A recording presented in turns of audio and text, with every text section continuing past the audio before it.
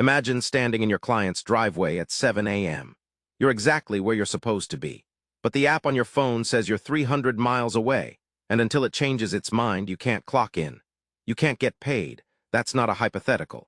It's a real review from the Google Play Store for an app called GEOH, one of the systems that hundreds of home care agencies use to verify caregiver visits.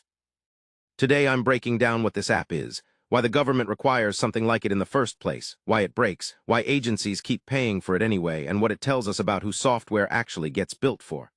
I'm a software engineer, and I'm also a paid family caregiver in Indiana, so I live on both sides of this story. First, the backstory, because this app doesn't exist by accident. It exists because of federal law. In 2016, Congress passed the 21st Century Cures Act. Buried inside it is a mandate. Every state Medicaid program has to use electronic visit verification, EVV, for personal care services and later home health services. The goal was fraud prevention.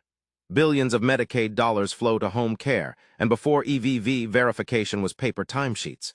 Easy to fudge, hard to audit. So the law requires 6 data points to be captured electronically for every visit.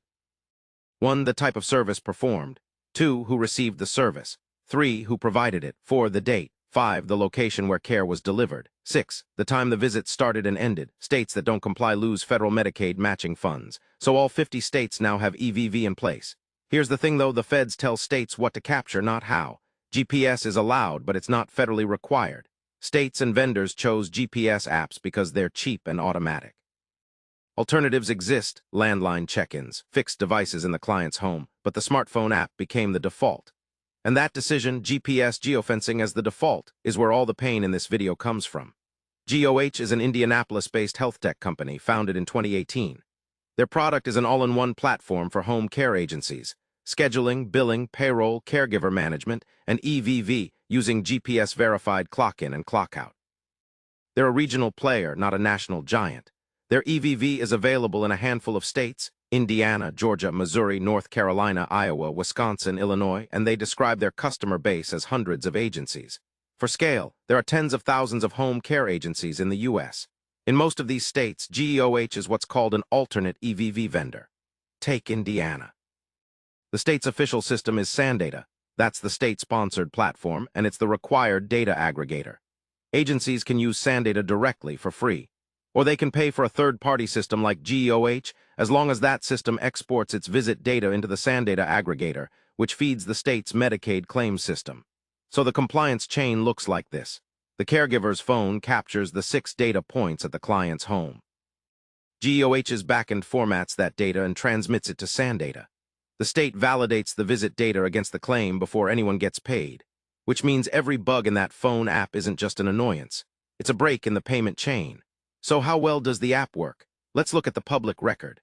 On Google Play, caregivers report the app claiming they're hundreds of miles from the client's address while standing inside the house and it reproducing on a second phone. Others report crashes so frequent they uninstall and reinstall daily. On the Apple App Store, the tone is a little different, great when it works, but slow, clunky, error-prone, and sluggish to process changes. And here's the tell. GEOH's own iOS release notes include a line that says, quote adjacent, a critical update to address check-in and check-out issues for caregivers. When a vendor ships a critical fix for the app's single most important function, that's an acknowledgement that it got bad enough to matter.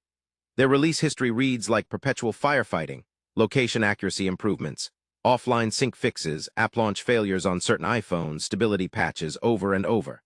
Now, is this an Android problem or an Apple problem? Both platforms have complaints, but the severe ones, the wildly wrong GPS, the daily crashes, cluster on Android.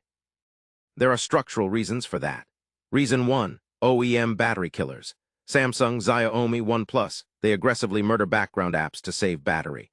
An EVV app that needs to hold your session and location gets killed, and you come back to a logged-out app or a lost check-in. iOS doesn't do this the same way. Reason 2, Android's fused location system blends GPS, Wi-Fi, and cell tower data. A stale Wi-Fi fix or bad assisted GPS cache can teleport you across the state. That 300 miles away review. Textbook stale fused location data. Reason 3, fragmentation. This app has to run on everything from a flagship Pixel to a $90 prepaid phone with 3 gigs of RAM. iOS is a handful of well-spec'd devices. If you're a caregiver fighting this app on Android, 3 settings fix most of it. Set location permission to allow all the time with precise location on. Exempt the app from battery optimization. Set it to unrestricted. And if your location is way off, toggle location off and on to force a fresh GPS fix. Here's where this stops being a tech support story and becomes a money story. When a check-in fails, geofence rejects you, app crashes, visit doesn't sync. That visit becomes what's called an EVV exception. It has to be manually corrected with a documented reason code before it's billable. Some agencies handle this with correction forms, sometimes routed through e-signature tools, that the caregiver has to chase down after the fact. And manual corrections aren't free compliance-wise. CMS guidance suggests keeping manual entries below 15% of visits. GEOH's own published standard is stricter, under 10%. A high manual entry rate is an audit flag because the entire premise of EVV is that the electronic record is the trustworthy one. So follow the logic. An agency buys software to make billing clean. The caregiver-facing app fails. Every failure generates a manual exception. The exceptions pile up into exactly the audit exposure and admin workload the software was supposed to eliminate. The agency's back office absorbs it as invisible correction work, while the dashboard still says everything's fine. One more thing caregivers should know: document your failures. Screenshot the error with a visible timestamp. GEOH's own support explicitly accepts screenshots by text message. If a dropped checkout ever turns into a payroll dispute or a unit's discrepancy, that paper trail is your protection. Fair question. If the state system is free, why would an agency pay for GEOH? Because free state system and good business system are not the same thing. The state's SANData offering is the compliance floor. It captures visits and feeds the aggregator. It does not run your agency. GEOH's actual pitch is the back office. Automated Medicaid claims processing. Error detection that catches problems before submission, cutting denials. Unit tracking against authorizations. Caregiver credential and background check tracking. Scheduling tied to care plans, and a billing support team that agency owners rave about in reviews. This is a company where customers name individual support reps repeatedly by first name. And on the admin side, the reviews really are good. Capterra Trustpilot software advice. Agency owners describe responsive support, cleaner billing, faster payment. Notice the pattern. Glowing reviews from the people who buy the software. Brutal reviews from the people who use it every day. That's the oldest misalignment in B2B software. The buyer is not the user. The agency owner experiences GEOH as clean claims and a helpful billing team. The caregiver experiences it as a geofence that says you're in another state at 7 a.m. The buyer's pain went away. The user's pain doesn't show up on the buyer's dashboard until it surfaces as a stack of exceptions. Smaller than you'd think, given how load-bearing they are for the agencies that use them. Founded 2018, Indianapolis. As of mid-2024, about 40 employees, growing fast. Total funding, roughly $36 million, a couple of seed rounds, then the big one. A $30 million plus growth investment from Council Capital in September 2025. The company has reportedly doubled revenue 3 years running, though exact figures aren't public. 2 takeaways from that. First, it explains the app quality.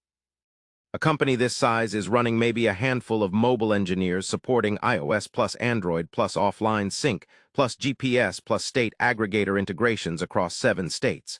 That is a brutal surface area for a small team. The perpetual firefighting release history isn't laziness, it's math. Second, look where the growth money is pointed.